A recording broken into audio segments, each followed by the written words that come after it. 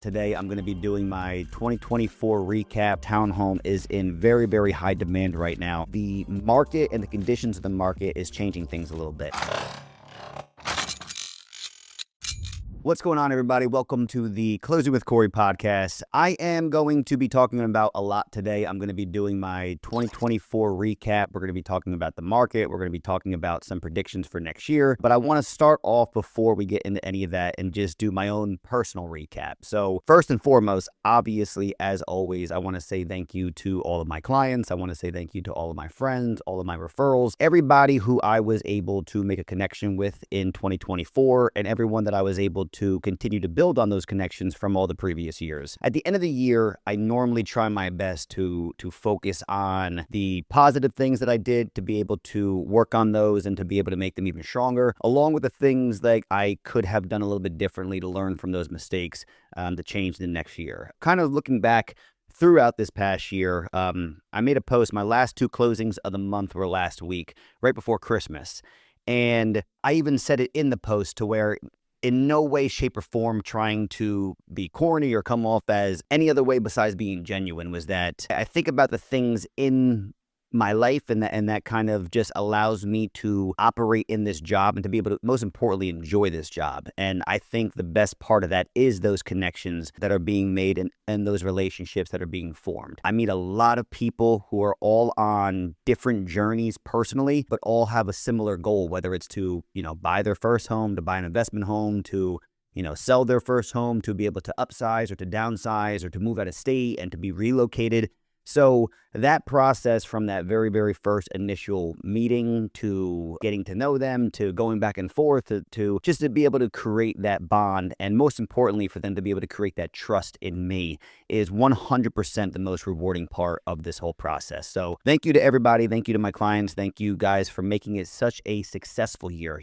I am going to speak for myself when I say that a lot of the times when I first got into real estate, I would celebrate these victories and these closings, and at this point now, I think that I want to get back into appreciating that a little bit more, and to not think, okay, this one's closed, where when's the next one closing, when's this one closing, I need to do this, follow up on this. It becomes almost like too much of a routine, too much of a machine, and I want to be able to get back to just enjoying those little victories, because as I said, all those journeys, there's a lot of work that goes into it. There's a lot of back and forth. There's a lot of problems that had to be solved. It is something to look back and say, there was a lot of hard work there, and to appreciate that. So thank you guys so much.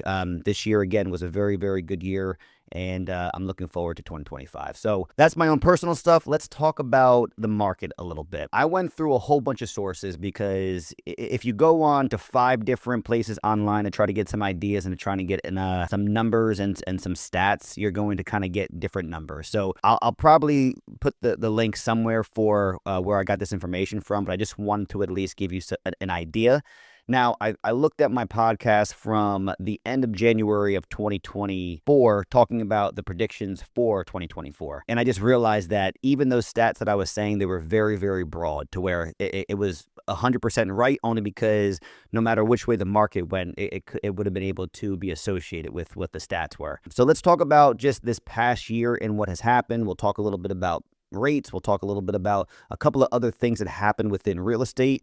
And then we'll end off with some ideas for 2025. First and foremost, the median home sale price in New Jersey went up 9% year to date to $560,000. Now, why is that important? It's important because for the last 5 years, every news outlet and every kind of media source online continues to talk about the crash in the market. When is the crash coming? When is the crash in New Jersey happening? And they were for certain it was going to be 2023, and then they were almost positive it was going to be in 2024, and that didn't happen. So the median sale price is up 9%. The inventory this year, as predicted, was a lot tighter, and these numbers will kind of let you know that. I listened to a podcast, the Tom Ferry podcast. He's very, very successful and has a bunch of great material for real estate. And, he talked about trying to almost look at your previous years and trying to utilize those numbers as far as where you want to be in the, in the future years. And he said to leave out 2022 because that was almost just a made up inflated year for everybody in real estate, meaning that whether you just got into the business or you've been doing this for 20 years, most likely that was going to be your most lucrative year only because it was like that for everybody. That was when the boom happened. I looked at that and I was like, you know what? You're absolutely right, because then the other years are still up on an incline, but just being able to use realer numbers. And this year, more importantly, not only was it a factor in my own vision of what was going on within the market, but it was 100% correlated with the numbers that were going on. And it all comes back down to the fact that there just was not enough homes to be sold. So the number of homes that were sold in 2024 dropped 7.5%. As I said, that's just because the inventory is going to play a factor in all these other numbers. So lower inventory, I think, is still a main reason as far as why the sale price went up, just because there's not a lot of homes and homes are still selling over list price. Outside of that, the number of homes for sale also declined 16.7% from 2023. So that one was in bold on me, only because that obviously just shows you that the business within real estate and the homes that are being sold and the turnover drastically dropped from 2023 into 2024. And then lastly, the average days on market dropped 14 days. I don't know if that's a huge factor or not, because before I think it was 41 and it dropped down to 30 something. I think the bigger numbers and the bigger takeaway from this is that the medium home sale price is up drastically, not drastically, 9%, but still it's a good number. And the amount of homes that were sold, not only sold, but also for sale are down pretty significantly. I put on here too that it says that close to 50% of the homes that were sold over list price, despite the higher interest rates. Now, interest rates, actually, before we get into that, another big thing that I put on here was that townhomes, the prices for townhomes are up 11% as far as the sale price. And I think that obviously a big portion of that is going to come into play that single-family homes obviously are in very, very high demand, and I feel like there is a majority of buyers that are maybe within that bracket where it's almost right in between what could be a good price for a townhome along what would be a good price for maybe a starter home, or like a 3-bedroom, 1.5 bath ranch, whatever it is, but it's just in that bracket. And I think that because of how aggressive this market still is, along with the fact that the interest rates are up, maybe those buyers dropped into that townhome range. And the townhomes being up 10% is a very, very good sign, number one, for everyone who owns a townhome right now, but also, more importantly, for the demand that I think is going to be shown into 2024. Buyers is something that we'll talk about too in a little bit, but that's going to be very, very important, because a lot of the buyers that normally are outgrowing the space are in that townhome range, and it's great for them to know that that townhome is in very, very high demand right now, for that to be able to sell in order to be able to go and purchase your new home to upsize. So at the end of the day, with all this stuff for 2024, the main takeaway is that there is a very, very high demand and there's a very low inventory. If you look online, that's what it says for the last 3.5, 4 years. I'm not telling you anything different.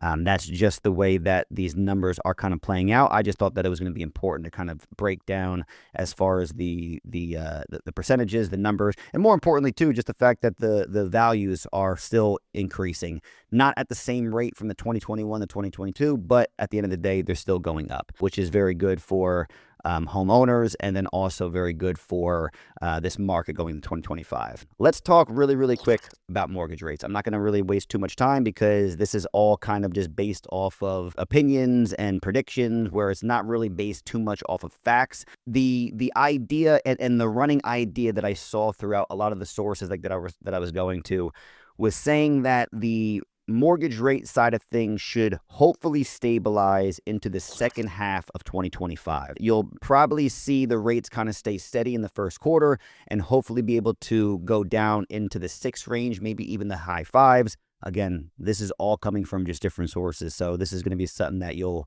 talk to your mortgage representative, and they're going to have a lot better idea as far as what the market is looking like that day. But for the most part, a lot of these sources were saying that towards the end of 2025 is probably when you'll hopefully see things stabilize a little bit and stay steady to where there's not such a big drop. I've worked with a lot of buyers towards the second half of this year where, unfortunately, they dealt with that, where our offer was accepted, and then towards the end of the week, their rate went up a certain amount of, half a percentage point, whatever it was, but it increased their monthly payment $400, $500, $600 sometimes. So I understand that that is obviously a very, very big factor, especially for buyers to be able to understand and to be able to plan as far as what their budget is going to be going into next year. Rates wise, the best person to talk to anybody about rates is going to be your lender. I just wanted to be able to give you some information on that. The big story that I did, I think 4 podcasts on, that I had guests talk about, that there was a bunch of stuff that was just polarized the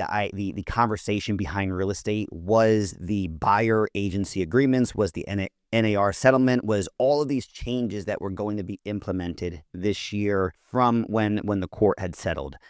Now, we could talk more about this, but from my perspective, there has not been a lot of changes. Number one, commission-wise, the average commission has stayed steady throughout 2024, regardless of these settlements, regardless of what was going on. And more importantly, these buyer agency agreements. Now, a lot of opinions were kind of put into that. And don't get me wrong, I think that at the end of the day, they're very, very useful and they're very, very helpful for agents. And there's times where I've worked with buyers for 4 months, 5 months, 6 months, showed them a whole bunch of properties, and then they went to an open house. The listing agent was there. They made a connection, and then they were off and they put an offer through the listing agent. It happens.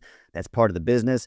These buyer agency agreements are something now to where if you want to be shown a property, you could do it for just that property. If you want to work for a certain period of time, I think that they're helpful. I think that in all, the changes that I've seen have been very, very minimal. It's just been more of an explanation to sellers and to buyers as well too, mainly on that commission topic. Everything else has kind of just been pretty much the same. For 2025, another big stat that I saw on here was that when it comes down to working with an agent, and I know that AI has been in the mix, and Zillow was talking about doing something to be able to allow buyers to go directly or people to go directly to sellers and vice versa, which was another way of potentially being able to utilize a direct connection to the source instead of having to go through another party.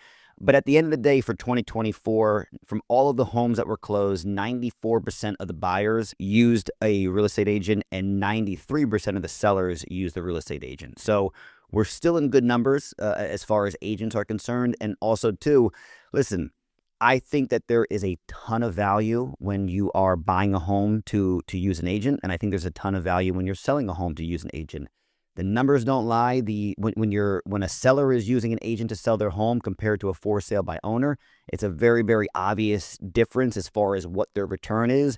And when a buyer is using an agent to buy a home, whether they're doing it, on their own, there is going to be a big, information gap there as well too. So for me personally, it just comes down to a value thing. For my buyers, I think that I'm continuing to build on the value that I'm providing to them, just with the knowledge, just with the information, with the strategies that we've talked about and utilized to be able to make these offers, to get these homes, to be able to have the connections that I have and the referrals that I have, whether it's a lender, whether it's an inspector, whether it's a attorney, title company, all of these people that as a team are ensuring as smooth of a transaction as possible. I think that value right there is something that is priceless, only because most of the time, depending on the situation, buyers are essentially not paying for that service. It's being paid for on the closing end, whether it's coming from the seller or in these times with the buyer as well too. But I feel like the value that is provided there is something that there's a lot that could potentially go wrong when you're not working with the right people. And on the selling side too, the numbers show there to where it is being represented by a seller, by an agent. I mean, the return on that is going to be just so much higher and so much greater. Numbers wise, for all that stuff that happened throughout this past year, it's nothing that is too surprising. I think it was something very, very, just making a lot of people uneasy with the settlement and just with the potential changes that were going to be coming into play. But everyone that I spoke to just says the exact same thing, to where it's like, yeah, there's not much that I see as far as a difference is concerned. And 2024, going into 2025, Some of the stuff that I want to talk about real quick, it's really just going to be based on something to where I don't want to sit here and act like I am telling anybody anything differently from the stuff that I've talked about in the past. But especially going into 2025, I looked at, as I said in the beginning of this, I've looked at the mistakes that were made, from myself, and also too that I saw some buyers and some sellers have to go through a few things to be able to get to a certain point to say, okay, I should have maybe did this, or I should have maybe did that. And maybe that journey for a buyer that, wound up being, a year or 2 years or whatever it is, may have been a little bit shorter if a couple of things were in place. And the same thing for a seller as well too, because my main focus, not my main focus, but one of the things that I see being something that definitely needs to be planned ahead is going to be my sellers that have to sell their home in order to buy their next home. I had this conversation since I got into real estate, but the market and the conditions of the market is changing things a little bit. And I don't think we are at that point yet to where the contingent offers that a buyer would be able to present when they're selling their home is going to be as competitive as these non-contingent offers, depending on what the scenario is and what the market is. But I just think that the preparation on the sellers that need to sell their home in order to buy, that pressure is going to be a little bit heightened going into 2025, because the demand is still going to be lower. The rates will hopefully be a little tiny bit better. But if we see anything that we've seen from this past year, or at least from the second half of this past year, it's going to be tough for those buyers that have to sell a home in order to purchase. And that's just because of the competition. It's because of the inventory being lower. The prices are still going up. So even though we've seen some different circumstances where some of the homes have sold underneath the list price, I still think that for the most part, if you are in a competitive market, you have to have that portion of things figured out. I talk to these sellers all the time to where they talk about worst case scenarios, and they'll talk about in-laws or family or living with whatever it is for a certain period of time, temporary housing. I understand that there's two moves to that, but it's going to be something to really consider going into next year, just because if you want to be in contention to be able to get some of these properties, that's going to have to be figured out 100%. Buyers wise, this is not rocket science. Be pre-approved as soon as you possibly can. Think about flexibility. So if you're renting right now, think about the options for a month to month. Think about the different circumstances as far as what you can do to be flexible for the seller. Because if you think about it, it may be a situation where you're buying a home that is being sold and that person has to go to another home. Definitely something to figure out for that. Sellers who are either moving out of state, retiring, whatever it is, it really just comes down to a timing thing. Time frame wise is always going to be the most important factor for sellers as far as when to list it. I could always give you opinions on that, but I think starting at the finish line, which would be when you want to essentially move, and then to kind of backtrack that is going to be an important thing to do. So 2025, I'm excited for it. I think that all in all, this year was a very long year for multiple reasons, but I think that there was a lot that was learned this year. There was a lot that I saw be where it's going to be, the more realistic version of what real estate is. It took a little bit of time to cool from that 2022 time into 2023, which 2023 was even still a little bit on the heightened end of it. And 2024 was finally when things kind of settled to more of the normalcy that you're probably going to be seeing going into 2025. Goals for myself going into next year is just to be able to continue making these connections, continuing to be able to increase the amount of value that I'm giving to the people that I work with and the people that trust me enough to use me in these transactions. I think that it's just very, very important to not lose track. We were just all talking before as far as towards the end of the year,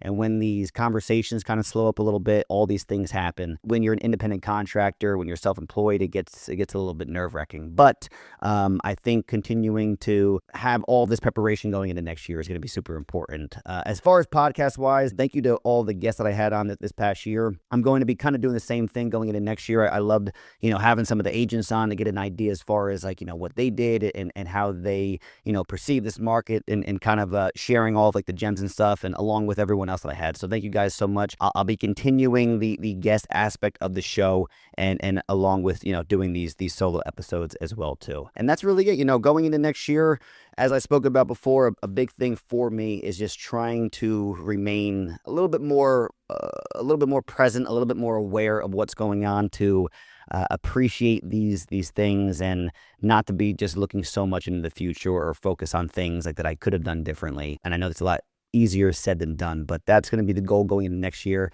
A lot of good content, coming up, a lot of good just kind of collaborations and just ideas and stuff that you'll see throughout the year. But again, the most important thing is just, saying thank you to everybody who has obviously worked with me, along with everyone that has reached out, whether it's about the podcast, whether it's just questions, whether it's just trying to get an idea of, some stuff about real estate. So I really, really appreciate it. And I will see you guys in 2025. So as always, thank you, subscribe, do all that good stuff. And yeah, we'll talk soon.